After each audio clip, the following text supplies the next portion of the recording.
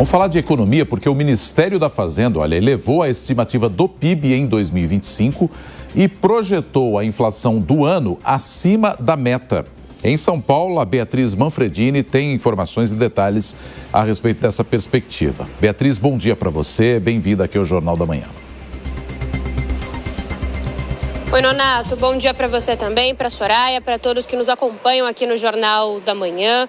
Pois é, então a expectativa ficou elevada, né? A projeção anterior do Ministério da Fazenda era de um crescimento do PIB, agora em 2025 de 2,3% e passou no último boletim divulgado para 2,4%, um crescimento então de 0,1 ponto percentual.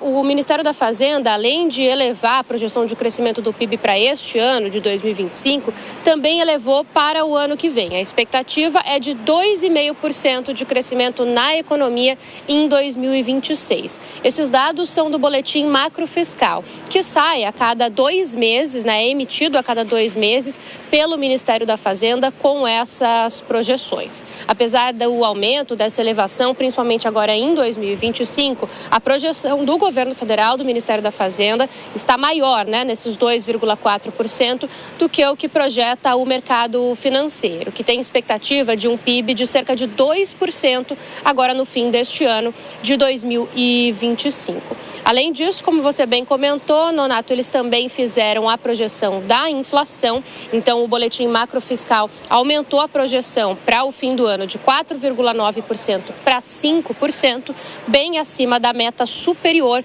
que era aí de teto, de no máximo 4,5% de inflação.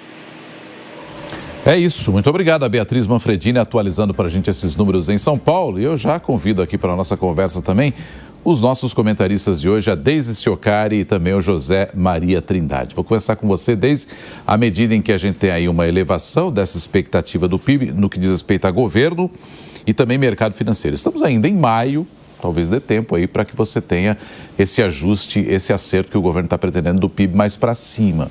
E por outro lado, a inflação, infelizmente, ainda acima da meta. Essa parece ser um consenso que até o fim do ano a gente não vai baixar muito para chegar pelo menos na meta, Deise Ciocari? Bom dia para você. Bom dia, Nonato, bom dia, Soraya, bom dia, Zé Maria e bom dia, audiência da Jovem Pan. A gente tem alguns dados interessantes aqui nessa informação, Em primeiro lugar, esse crescimento de 2,4%, ele é na prática uma estagnação com verniz, Se a gente for olhar com um pouquinho mais de cuidado, num país que tem desigualdades estruturais tão fortes quanto o Brasil e uma população que vê o poder de compra derreter todo mês, e aqui isso tem sido uma constante, esse crescimento ele mal cobre o que foi perdido durante os últimos meses.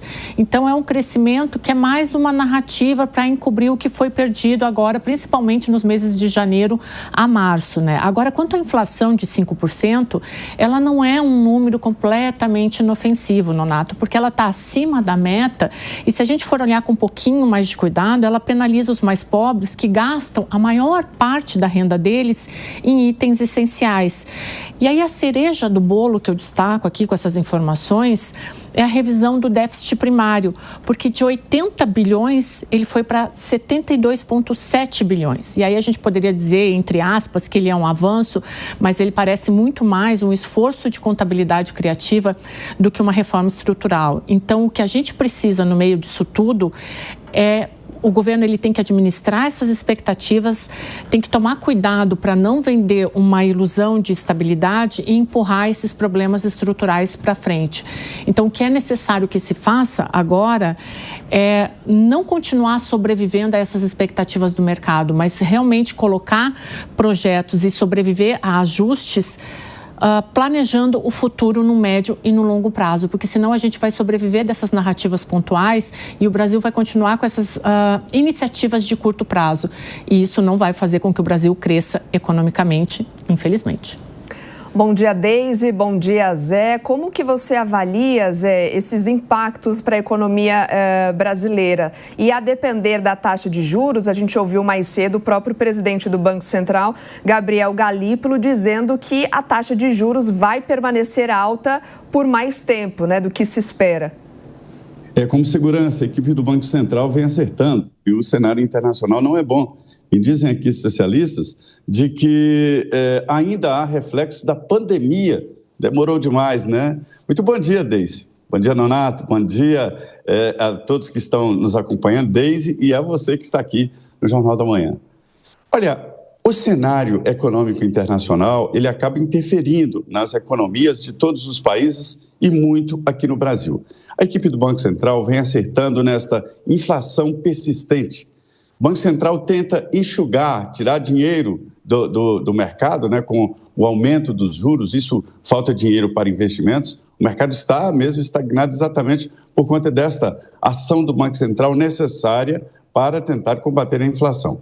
Mas mesmo assim o governo faz gestões como empréstimos, abertura de crédito, e isso acaba jogando dinheiro na economia.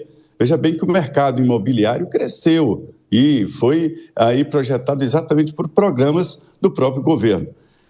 A economia brasileira ela é muito dependente exatamente desse investimento estatal. Isso não é bom, a economia tem que andar por ela mesma e consegue. Existem regras no próprio mercado, né? Então, diante desse cenário, eu consideraria um crescimento assim na ordem de 2,5%, até positivo, né? O que não está bom, e a Deise acertou, é sobre a inflação na mesa e na casa. É uma inflação perversa que pega exatamente os mais pobres. Mas diante do cenário internacional, eu diria que tá bom.